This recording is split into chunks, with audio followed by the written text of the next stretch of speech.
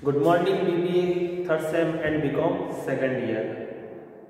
In the last lecture we have discussed about the house property computations of expected rent, and we have also solved a question, numerical question of house property compute expected rent. Now today we have discussed second step of computations of income from house property, rent received and receivables. Okay, तो तुम्हें first step second के बारे में discuss करेंगे अपन. Step second होती है computation of rent received and receivable. Yes, यानी कि किराया प्राप्त या प्राप्य, यानी कि कितना होगा या कितना हो चुका है, उसे बोलते हैं रेंट रिसीव्ड एंड रिसीवेबल्स. यहाँ पर तुम्हारे पास एक फॉर्मेट होता है जिसके हेल्प से हम इस क्वेश्चन को सॉल्व करेंगे. कल हमने इसके बारे में डिस्कस कर लिया था, इसका पूरा फॉर्मेट अपन ने समझ लिया था. हम आज एक क्वेश्चन के साथ में इसको पूरा समझेंगे कि कैसे इसको निकाला जाता है. देखो तुम्हारे पास में क्वेश्चन है जो तुम्हें ग्रुप में सेंड कर दिया गया था कल ही. तो देखो क्या क्वेश्चन है. Shri Hari is the owner of following properties. For the information given below find out the gross annual value in each case for the assessment year 2018-19. Hari की प्रॉपर्टीज है और उसने कहा है कि मुझे असेसमेंट ईयर 2018-19 के लिए कंप्यूटेशंस करनी है. रेंट रिसीव्ड एंड रिसीवेबल्स कितना होगा मेरे पास में. ओके, तुम्हारे पास में इंफॉर्मेशन से चार हाउस प्रॉपर्टी उसके पास में. फर्स्ट है EFGH, चार हाउस प्रॉपर्टी है. म्युनिसिपल वैल्यू गिवन है, फेयर रेंट गिवन है, स्टैंडर्ड रेंट गिवन है, साथ में एक्चुअल रेट पर एनम दी हुई है और लिखा हुआ है unrealised rent for the previous properties of the previous year 2017-18 assuming the conditions of rule 4 are satisfied. तुम्हारे पास में अनरियलाइज्ड रेंट की अमाउंट गिवन है और तुम्हें ये कहा गया है कि तुम्हें क्या करनी है, ग्रॉस एनुअल वैल्यू निकालनी है, या फिर हम कह सकते हैं कि रेंट रिसीव्ड एंड रिसीवेबल निकालना है. ओके, तो अभी हम डिस्कस करेंगे only rent received and receivables. अब हमें यहाँ पर सेकंड स्टेप को निकालने से पहले फर्स्ट स्टेप याद होनी चाहिए. फर्स्ट स्टेप क्या थी तुम्हारी, तो यहाँ मैं पहले कैलकुलेट करूंगा क्वेश्चन के अकॉर्डिंग फर्स्ट स्टेप, जिसमें हम निकालते हैं कंप्यूटेशन ऑफ एक्सपेक्टेड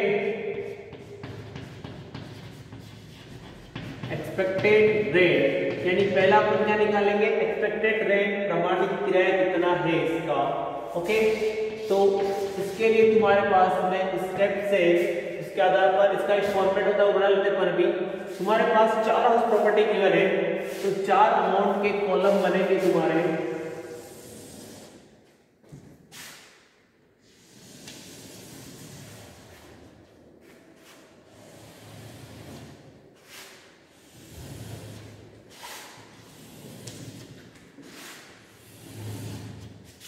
यहां आ जाएगी तुम्हारी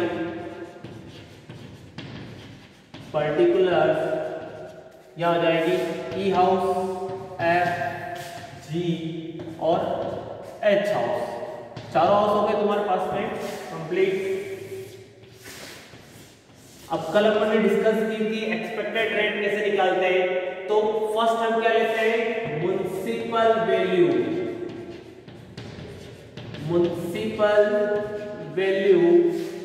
देन हम लेते हैं B, fair rate.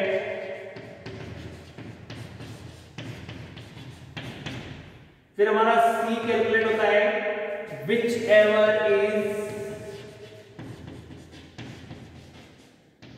Is more, या फिर हायर कह सकते हैं, जो भी ज्यादा होगा इन दोनों में से वो अपन लेते हैं. फिर हम डी कैलकुलेट करते हैं. डी तुम्हारे पास क्वेश्चन में गिवन होता है स्टैंडर्ड रेट, स्टैंडर्ड रेट और whichever is more को फिर से कंपेयर करेंगे, जिससे हमें टी कैलकुलेट करेंगे, वो होगा which ever is less. Okay, और ये जो आएगा वो अमाउंट क्या कहलाएगा तुम्हारा, एक्सपेक्टेड रेंट। ये फॉर्मेट फिक्स है, इसी फॉर्मेट के थ्रू तुम्हें क्या निकालना है, एक्सपेक्टेड रेंट निकालनी है। तो फर्स्ट हमें चाहिए municipal value of each house. तो क्वेश्चन में देखो तुम्हारे पास फर्स्ट गिवन है municipal value of each house. First E house की 84,000, 60,000, 72,000 एंड एच हाउस की भी 72,000, यानी फर्स्ट है 84,000, देन सेकंड तुम्हारे पास में 60,000, थर्ड हाउस की है 72,000 और फोर्थ हाउस यानी एच हाउस की है 72,000। Okay complete. अब सेकंड तुम्हें इसने कहा है कि फेयर रेंट, तो यहां देखो तुम्हारा फेयर रेंट कितना हो रहा है, फेयर रेंट है तुम्हारे पास में क्वेश्चन में गिवन है 72, 72, 84, 60। फेयर रेंट हर एक हाउस का अलग दिया हुआ है 72,000। ओके, नेक्स्ट है 84,000 एंड 60,000।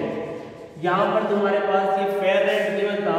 अब हमारी सेकंड अगली प्रोसेस क्या रहती है, विच एवर इज मोर, यानी कि म्युनिसिपल वैल्यू और फेयर रेंट इन दोनों में से जो ज्यादा अमाउंट ज्यादा है वो तुम्हें यहाँ पुट करनी है सी के सामने, सी रो के सामने। तो यहाँ देखो 84,000 and 72,000, which ever is more 84,000, 60,000 and 72,000, which ever is more 72,000, 72,000 and 84,000, whichever is more 84,000, और लास्ट क्या है 72 and 60,000, whichever is more 72,000। Complete यहाँ तक।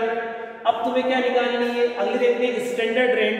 तो क्वेश्चन में देखो स्टैंडर्ड रेंट गिवन होती है, standard rent under the rent control act 60,000, 54,000, 90,000 and 72,000। तो यहां पुट कर लेते हैं 60,000,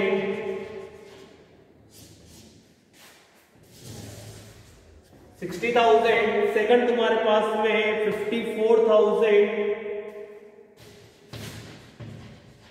90,000 और लास्ट है हमारे पास में 72,000। ओके, अब क्या निकालना है हमें, विच एवर इज लेस, यानी कि जो तुमने सी निकाला था विच एवर इज मोर, और जो स्टैंडर्ड रेट पेपर ने पुट की है क्वेश्चन से, इन दोनों को कंपेयर करना है और इन दोनों में से जो अमाउंट कम है वो तुम्हें यहाँ लिखनी है, वही तुम्हारी क्या कहलाएगी, एक्सपेक्टेड रेट। तो यहाँ देखो 84 है और यहाँ कितनी है 60, यानी कि 84 और 60 में से कम कौन सी है 60,000, यहाँ पर है 72,000, यहाँ पर है 54,000, इन दोनों में से कम कौन सी है 54,000, 84,000 एंड 90,000, कम कौन सी हुई 84,000, 72 एंड 72 दोनों इक्वल है, तो यानी कि तुम्हारी कम भी क्या हो जाएगी 72,000। कंप्लीट यहाँ तक। ये हमारे पास में क्या आ गया, एक्सपेक्टेड रेंट। अब तुम्हें सेकंड स्टेप कैलकुलेट करनी है। स्टेप सेकंड क्या है तुम्हारी, computations of rent received and receivable, यानी कि मैं यहाँ फिर से पुट कर देता हूँ computation of rent received and receivables. Okay, first हमें क्या करना है, चार हाउस हमारे पास में, यानी कि चार हमें को अमाउंट के कॉलम बनाने होंगे और एक पर्टिकुलर का कॉलम होगा तुम्हारे पास में, first house, second house, third house and fourth house, यानी कि ई, एफ, जी एंड एच, और यहां हो जाएगा तुम्हारा पर्टिकुलर। कंप्लीट यहां तक। अब तुम्हें क्या करना है, इस इसकी स्टेप्स के बारे में बात करें, इस फॉर्मेट के बारे में बात करें तो कल अपन ने डिस्कस किया था, एक बार फिर से डिस्कस करेंगे पूरे फॉर्मेट के बारे में अपन। तो तुम्हारे पास पहला क्या होता है, एक्चुअल रेंट, और ये जो रेंट होता है वो होता है एक्सक्लूडिंग अनरियलाइज्ड रेंट। ये जो एक्चुअल रेंट होता है वो क्या होता है, एक्सक्लूडिंग अनरियलाइज्ड रेंट। यानी कि तुम जब एक्चुअल रेंट लोगे तो उसमें से तुम्हें जो अनरियलाइज्ड रेंट है उसे लेस करके बताना होगा। एक्चुअल रेंट क्या होता है, rent received and receivable minus unrealised rent. तो यहां देखो क्वेश्चन में तुम्हारे पास में लिखा हुआ है कि टोटल तुम्हारा एक्चुअल रेंट था 72,000 और साथ में तुम्हें दिया हुआ है unrealised rent for the assessment year 2017-18 कितना था, 6,000। यानी कि 72,000 माइनस 6,000 कितना हो गया, 66,000। फर्स्ट हाउस की बात करते हैं, कितना हुआ 66,000। अब सेकंड हाउस की बात कर लेते हैं। सेकंड हाउस में कितना है, एक्चुअल रेंट गिवन है 72,000 और अनरियलाइज्ड रेंट है 24,000। इट मींस तुम्हारा actual rent excluding rent unrealised rent कितना हो गया, 48,000। नेक्स्ट हमारे पास में थर्ड हाउस की बात करते हैं। तो यहाँ एक्चुअल रेंट गिवन है 90,000 और इसने कहा है कि अनरियलाइज्ड रेंट कितना है 7,500। यानी कि 90,000 minus 7,500 equals to 82,500। Last house की बात करते हैं, एच हाउस में। एच हाउस की तुम्हारे पास में टोटल एक्चुअल रेंट गिवन है पर एनम के अकॉर्डिंग 96,000 और इसने कहा है कि अनरियलाइज्ड रेंट कितना है 16,000। यानी कि 96 माइनस 16 इक्वल्स टू 80,000। ओके, यहां तक अपना ये क्वेश्चन कंप्लीट हो चुका है। मैंने अपन ने क्या निकाला, एक्चुअल रेंट निकाला है। अब तुमको एक्चुअल रेंट में से लेस करनी होती है बेड डेप्थ, या फिर बेड डेप्थ कर सकते हो, या फिर तुम वैकेंसी क्या कहते हैं एडजस्टमेंट कर सकते हो। फर्स्ट हम लेस करते हैं कि बेड डेप्थ, यानी कि वो बेड डेप्थ जो रेंट के माध्यम से तुम्हारा डूब चुका है उसे तुम क्या करोगे, लेस करोगे। फिर तुम्हें एडजस्टमेंट करना होगा plus minus adjustment of expenses, जो भी क्वेश्चन में गिवन नहीं है। तो यहां पर इन सब के साथ क्या लिखना है, डैश डैश कंप्लीट। यहां तक ये तुम्हारा हो गया। अब तुम्हारे को क्या करना है, एक्चुअल रेंट निकालना है कि रेंट रिसीव्ड एंड रिसीवेबल कितना आया। तो यहां पर तुम लिखोगे rent received and receivable equals to कितना आ रहा है, टोटल 66,000, then 48,000, then 82,500 और 80,000। ये क्वेश्चन हमारा क्या हो गया, कंप्लीट हो गया। अगर तुम्हें रेंट रिसीव्ड एंड रिसीवेबल पूछ ले तो क्या करना है, actual rent excluding unrealised rent निकालने के बाद में जो रेंट बचता है वही तुम्हें यहाँ पर लिखना है। उसमें से बेड डेप्थ अगर हो तो लेस करने हैं, और साथ में अगर कोई एडजस्टमेंट हो एक्सपेंसेस के बारे में तो उसे यहाँ पर पुट करना है। ओके, फिर जो बैलेंस बचेगा वो तुम्हारे क्या कहलाएगा, रेंट रिसीव्ड एंड रिसीवेबल।